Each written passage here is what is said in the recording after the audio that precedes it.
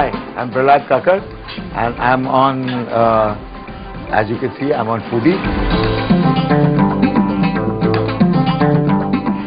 That's my newfound condom, which I'm wearing on my head to prevent untoward incidents in the kitchen. And the office looks slightly festive because it happens to be my birthday. So on my birthday, the tradition in this office is that I cook, and we've invited Foodie as guests today on my cooking program for a change, and we're all waiting with bated breath for Kunal. Kunal has had a very heavy meal last night. This is an aside, and he's taken permanent tenancy in the loo for a little while, so he's running late. So we're all waiting for him with bated breath. Kunal, hurry up, damn it!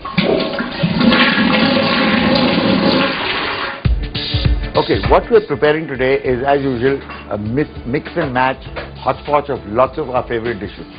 One of them happens to be halim, which we have been cooking since yesterday because it takes that much time. It's a special recipe which we will discuss with Kunal later. But other than that, what we're doing is a fish which is an interesting fish because it's got some prawns in it as well. So we mix the prawns, and we are now trying to concoct a new recipe which is a base of tom yum paste. The tom yum paste is very easily available in the market, but it can also be made at home. It's a very similar to a chettinad or a Kerala kind of base that they use for most of their curries. It's not a yellow base, it's a red base. The only real difference is that you get that special lemon which they use in Thailand, and they use the galangal, which is ginger that they use specially, which gives it a lot more flavor. So if you go to any shop, and today tom yum paste is very easily available, all you need to do to it is add a little ginger garlic paste to it, add a little vinegar or balsamic if you can get some, make it into a nice liquid, easily liquid marinade, and marinate the fish or the prawns with it.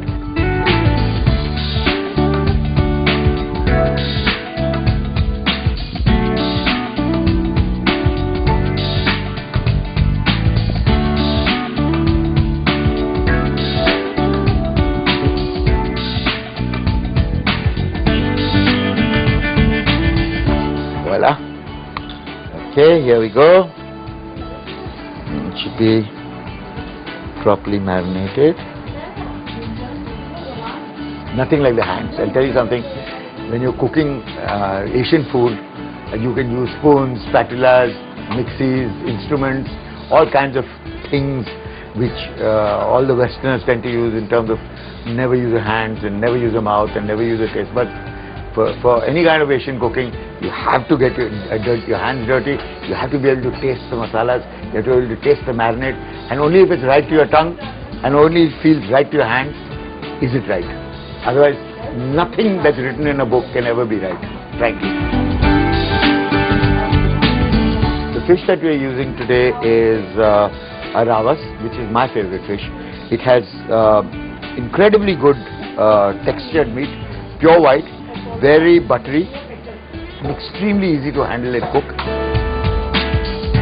With fish, you don't need to marinate it for more than about 20 minutes to half an hour, because fish is a very delicate meat. It tends to absorb the marinade very quickly, and you don't need to cook it for long periods of time, so that what happens is that you get a very nice flavor in the meat. The marinade doesn't overpower the fish itself.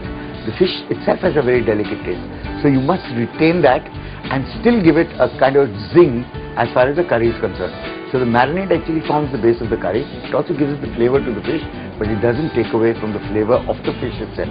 So when you're eating ravas, you will know you're eating ravas. When you're eating pomfret, you will know you're eating pomfret, and so forth and so on.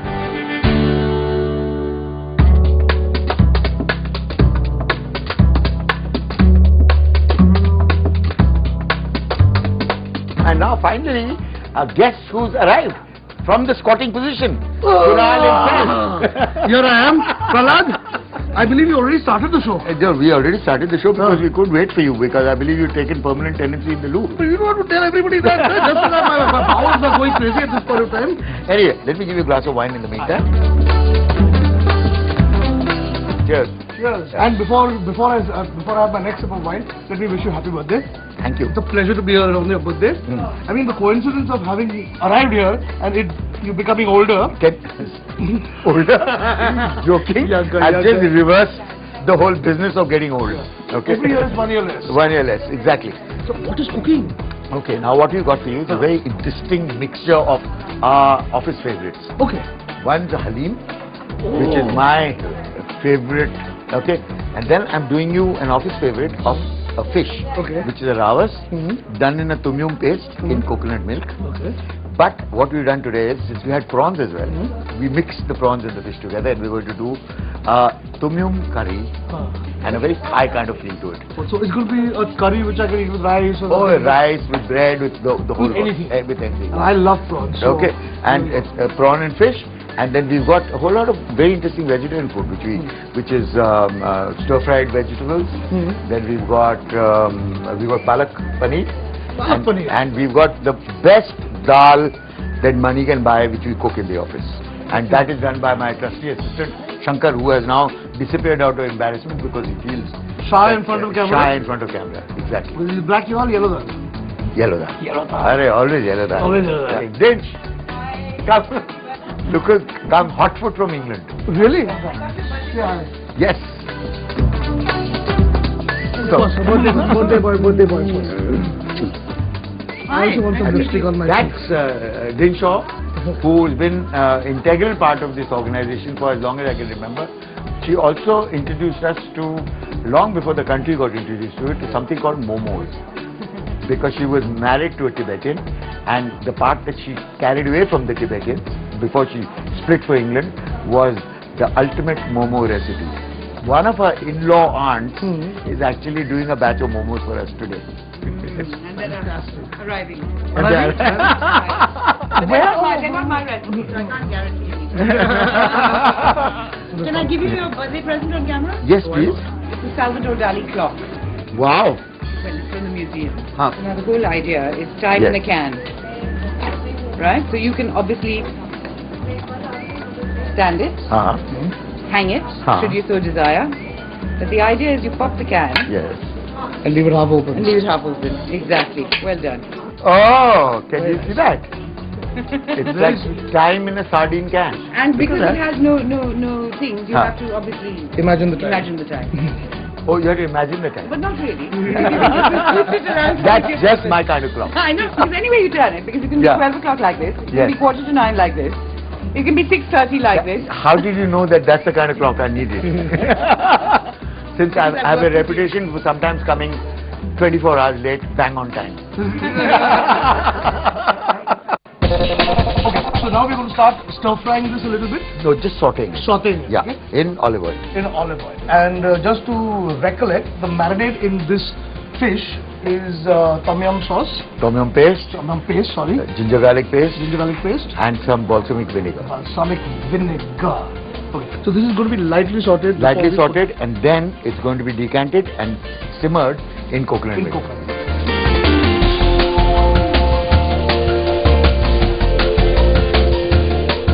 Just let it sit. Don't break the fish. Now, since this is a small wok, we'll do it in batches. We'll do it Yeah, in batches. we'll do it in batches.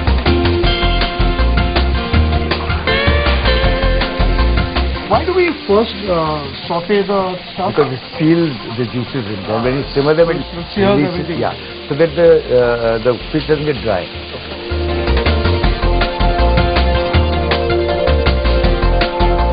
So, Prad, you will get the coconut milk ready. Yeah, coconut milk has to be simmered with a green chili, with a couple of green chilies inside. You just give it a little zing. Just Yeah, that's the it. salt is already here, so this is relatively salty.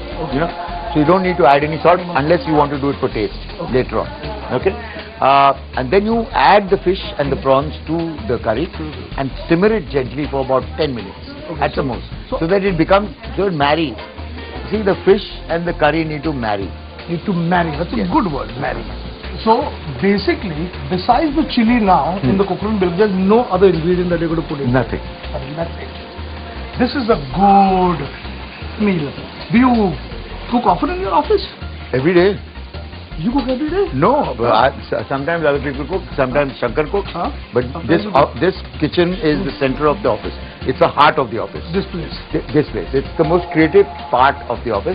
Whenever we are stuck for creative solutions in films, in whatever else that we do, we all retire to the kitchen and cook and usually crack it. What a good thought that is.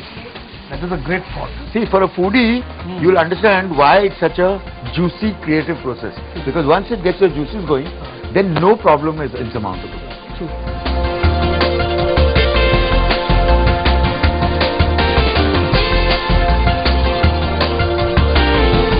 This is a lot of stuff.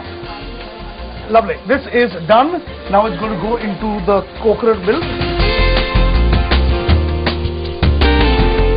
So the wok for the curry is on. Prahlad's dumped 1, 2, 3, 4. Green, huge green chilies in it. Right. And coconut milk.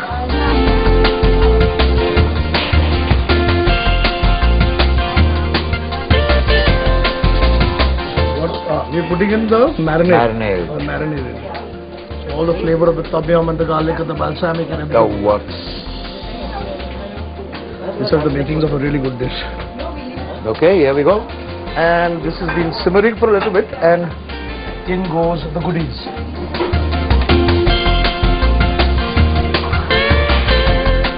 Gently, because fish can break.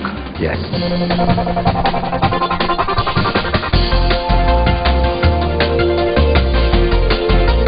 Dun-dun-dun. And it's now nearly ready to eat. 5 minutes? 5 minutes. Just 5 minutes. Just simmer. Now this needs to simmer for 5 minutes, and it's ready to eat. Oh. What's inside this, Prahlad? This is my favorite, which is halim. Halim. But halim done my way. Achha. Very different from how it's done The normal- traditionally. You know. So Prahlad, this is a little different from the normal halim, but how have you made it? Well, in the sense that the procedure is almost the same. Okay. Except that halim is very rarely cooked in a pressure cooker. Correct. We in Bombay today don't have time to cook halim in a dig on a slow fire, because that's how it's actually done. So what we do is I've experimented with this and we've cheated a bit, because I prefer my halim slightly textured. I prefer it chewy. Yeah, you like to feel the meat. I like to feel the meat. I like to have it fall off the bone. I like chewing the bone. I love the juices that come out of the bone. And I like the wheat. The idea of wheat, there's no point putting wheat in if you can't taste it. Correct. See, the wheat in the halim is what makes the halim. You know, the wheat and meat combination. So the meat is meat, the wheat is wheat. I don't mash them up. Okay. Okay. I use a masala from Pakistan to get the authentic smell and flavor from it, which is the Shan Halim masala, which is now available practically anywhere, which you can get, at least in all the metros. The basic idea of doing it is you marinate the meat in dahi and in ginger garlic paste, and now the secret ingredient in a soup cube. Soup cube. Don't use salt. I never use salt. No salt at all. No salt. So using soup cube. I use a bouillon soup cube. Oh. So either you can use, if you're doing a beef halim, you can use a beef bouillon. If you're doing a mutton halim, then you can use a chicken bouillon. Okay, which then strengthens the flavor of the meat, which is why you get the sense of stock, which is when you taste it and you get the sense of stock. That's what actually strengthens it. After you let it marinate for about an hour or so. You're marinating it with the cubes. With the cubes. Okay. Then what you do is you take khada masala, which is the akka, ilaichi, long, bay leaves, etc. You quickly saute them in olive oil. I only use olive oil while cooking. And then you put in the masala, the shan masala. Okay. Just bruno it slightly, because it's already pre-brunoed. Bruno it slightly, and then you add in the meat. And then you bruno it a bit, so that the water flows. When the water is started and it starts bubbling a bit, then you add, you have to soak the wheat, the chane ki dal, the tuar ki dal, the brown rice which I put into it. Okay, you soak that overnight because the meat needs to be softened to cook. Otherwise it doesn't cook. Okay, and then you pour that in, mix it together, cover it with water so that it covers the meat completely. put it on high heat until you get your first siti. Okay. Okay? Once you get your first siti, then put it on really low heat. And you let it simmer for 1 hour under pressure. By that time, the meat is falling off the bone. The gehu is there, but it's melty. It's chewy, but it's melty. Just I'm sorry to interrupt. When you say gehu, I just buy gehu that you normally get at the kirana shop. Normal gehu. Normal gehu. And just soak it. And just soak it in water. Okay? Then, then you add water to it because by this time it's very salty. So you add a little water to it to give it a little more body because it's now very concentrated, so you need to sort of make it less salty. You add as much water as you require, and to thicken that back into the consistency of the halim, you take quaker oats, and you take about 4 tablespoons of quaker oats, mix them in water, again pour it back into the thing, put it back on simmer until the quaker oats cook. Thicken your entire stock and your whole thing and bind your whole thing together. And then you just let it be for a little while and then you serve it. And the halim is ready. So you serve it in a bowl, you put the fried onions, the nimbu, and you add fried garlic. Alright. That I learned from the Burmese. This like the Kauswe. Yes. They put fried garlic on I learned that from the Burmese. So I said, hello, if the Kauswe tastes so good with the fried garlic, why not the halim? Yeah, you got fried onions and fried garlic as well. Exactly. So this is the Prahlad version of the halim. The halim, yes. So a lot of your cooking is sort of taking the original recipe and fooling around with it. Of course. Yeah. But that's the whole idea, na? Because I've got experiences right from Burma to Indochina to you name it. So if you know all that, you can mix and match. Absolutely. And the food still tastes good. Well, with food, the secret is you can't go wrong unless you burn it or you put too much salt in it. And if you put too much salt in it, like sometimes you put in the halim, then guess what the secret ingredient is? I don't know, potato, you see yes. Potato inside. Did you see the potato? Yeah. It's somewhere around. I saw. Come on, potato. There. The aloo. Well, to take the salt away. The humble aloo. Okay, so the halim is ready. Yeah. The tom yum curry with prawn and fish is ready. The stir-fried veggies are ready. And the yellow dal is ready. Correct. Taste. So,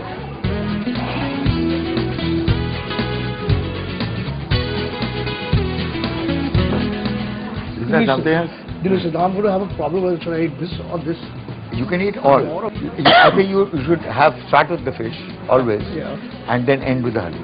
I'm going to do that. Start with the fish, end with the halim, and taste the stir-fry vegetables. Yes. Yep. I think it's Absolutely. time to eat. What's say? Donk.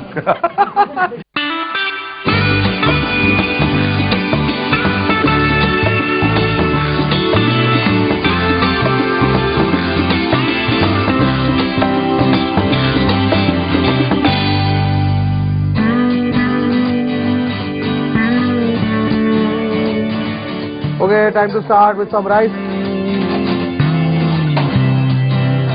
I'm going to have some of these momos which somebody has brought over. Ah, lovely.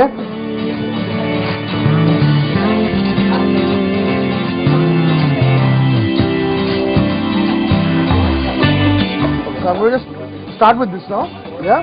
And then we will continue on to the rest. Come along, let's eat.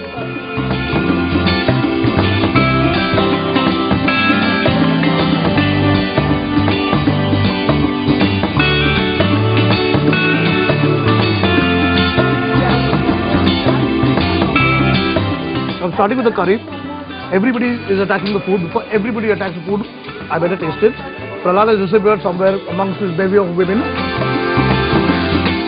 The curry goes really well with rice. This is sour.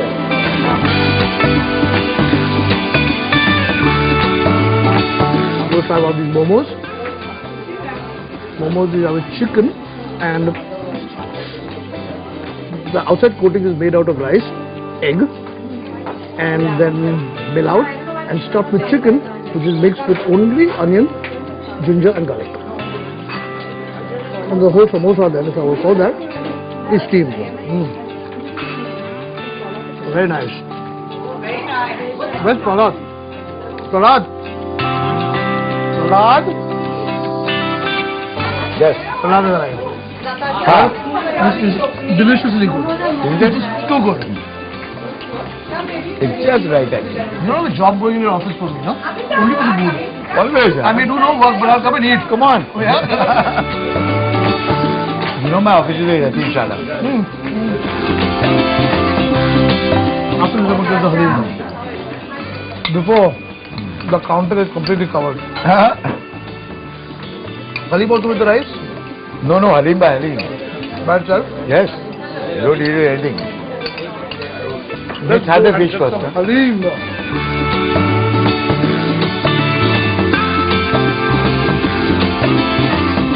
Oh, this meat is so tender.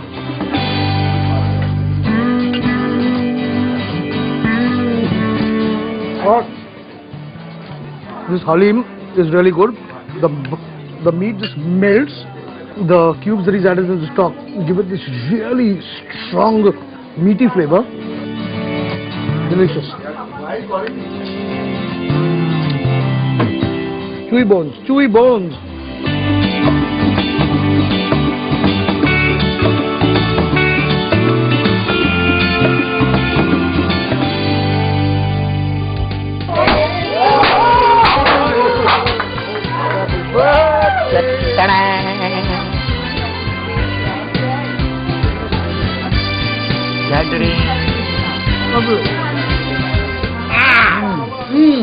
Delicious. And happy birthday to you, Parag. It's moist and rich.